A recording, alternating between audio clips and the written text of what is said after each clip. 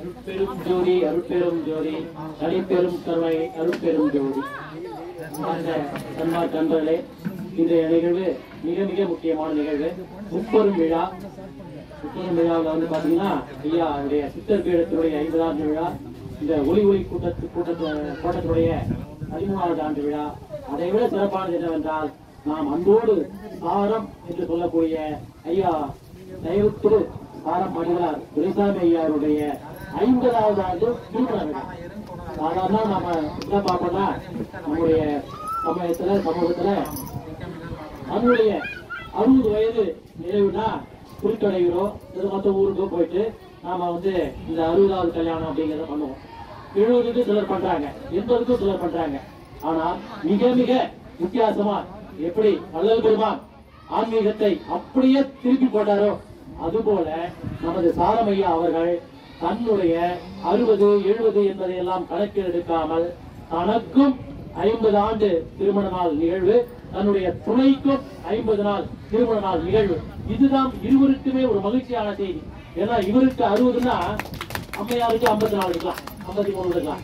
ஆனா இவர் ஒரு விழா எடுக்கும் போது 2 பேரும் அந்த இன்பமா இருக்க முடியுமானா முடியாது. ஆனா இன்றைய நாளை பொறுத்தவரையிலும் அவர் இருவரும் மனமுடித்த நாள் 50 ஆண்டுகள் நிறைவு பெற்ற நாள்.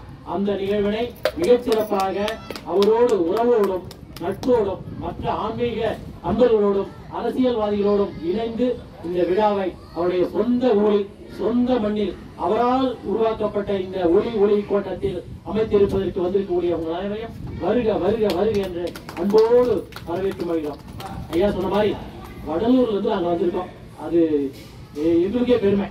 ஏன்னா அவங்க எல்லாரும் வடலூர் தேடி வரக்கூடிய ஒரு சன்மார்க்கத்துல ஐயாவை தேடி நாங்க வந்திருக்கோம்னா பாருங்க, பெருமானே ஐயாவுக்கு வந்த மாதிரி நாங்கெல்லாம் வந்து அவரை வந்து வாழ்த்துவதற்கு வயது இல்லாவிட்டாலும் அவரிடம் வணங்கி ஆசி பெற்று செல்வதற்காக நாங்கள் இங்கே வந்திருக்கிறோம். அவர் எங்களை மிக பெருமையோடு சொல்கிறார்.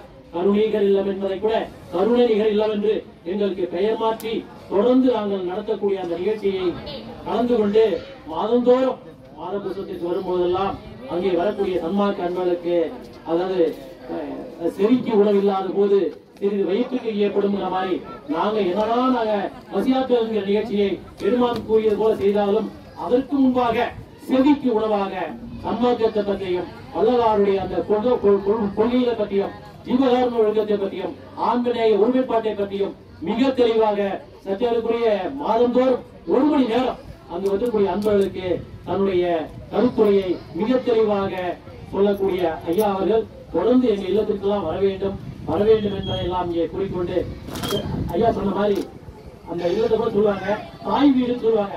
எந்த அளவுக்கு எங்க மேல அவருக்கு ஒரு அன்பு இருந்தா, பிரியம் இருந்தா, பாசம் இருந்தா, அங்க இருக்கிற ஒரு இல்லத்தை தன்னுடைய தாய் வீடு, நான் இங்க வந்துட்டேன்னா திரும்ப கிளம்பி போகும்போது எனக்கு மனம் வருவதில்லை, இங்கேயே இருக்கலாமா என்று தோன்றும். எனவே ஏதாவது ஒரு நாள், ஒரு மாதம் இரவு தங்கி செல்வேன் என்று சொல்லி எங்களை பெருமைப்படுத்தக்கூடிய சாரம் அவர்களும், அவரோடு இடைபெறியாத வலதுகன் அவர் என்றால் எங்களுக்கு இடதுகன் ஐயா வேலூர் ஏழுமலை அவர்கள் மிகச் சிறப்பாக அவரோடு இணைந்து செயல்படுபவர். இது மாதிரி ஒரு உற்ற தோழர் கிடைப்பது மிகப்பெரிய அதிசயம்.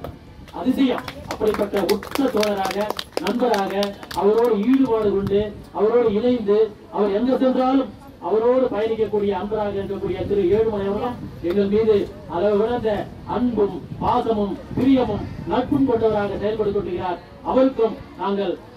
அவரையும் நாங்கள் வணங்கி இந்த விழா ஐயா சொன்னமாக சில ஊருக்கே சிலராக பெருமாங்க. ஆற்காடு வீராசாமி, வீரபாண்டி, ஆறுமுகம், அரசியல் நிறைய பேர் சொல்லுவாங்க.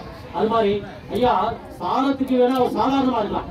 ஆனா சாரம் அப்படின்னு சொன்னா அவர் பேர் தெரியுதோ இல்லையோ, ஓ சன்மார்க்க அன்பர் அப்படின்னு உலகம் முழுக்க தெரியக்கூடிய அன்பராக இருக்கக்கூடிய சாரம் அவர்கள் இந்த ஊருக்கு பெருமை, இந்த பூமிக்கு பெருமை, இந்த நாட்டுக்கு பெருமை, சன்மார்க்கத்திற்கு பெருமை. இவர் போன்ற அடியார்கள் தான் கிடைக்கிறதால தான் வள்ளலாருடைய அந்த கொள்கைகள், கோட்பாடுகள் இன்னும் உலகம் முழுக்க சென்றடைகிறது. சாதாரணமா ஒரு கடிதம் எழுத நம்மளால முடியாது. ஒரு பக்கம் கடிதம் எல்லாத்தையும் ஆளுக்கு ஒரு பேப்பர் கொடுத்து ஒரு பக்கம் கடிதம் எழுதுன்னு சொல்லி பார்ப்போம், நம்மளால தொகுத்து எழுத முடியாது. ஆனா 360 புத்தகங்கள் ஒரு விஷயத்துல இல்ல, தொல்காப்பியத்துல, திருவாசகத்துல, திருக்குறள்ல, திருவருட்பாவுல அப்படின்னு நமது தமிழக பூமியில இருக்கக்கூடிய மிக அளப்பரிய புத்தகங்கள் எல்லாம் கொண்டு அதற்கு விளக்க உரையாக 360 புத்தகங்களை ஆக்கம் செய்து இந்த தமிழ்நாடு பயன்பட வேண்டும், இந்த தமிழ் மக்கள் பயன்பட வேண்டும் என்ற நோக்கத்தோடு செயல்படக்கூடிய முழு நாளும் அர்ப்பணிப்பு, வள்ளலாருக்காகவே அர்ப்பணிப்பு. அவரு நடக்கிறது, நிக்கிறது, உட்கார்றது எல்லாமே அது வள்ளலாருக்காக அப்படின்ற வாழக்கூடிய மனிதர் இந்த பூமியில் இருப்பது நமக்கெல்லாம் பெருமை பெருமை என்று கூறி வாய்ப்புக்கு நன்றி கூறி விடைபெறுகிறேன். நன்றி, வணக்கம்.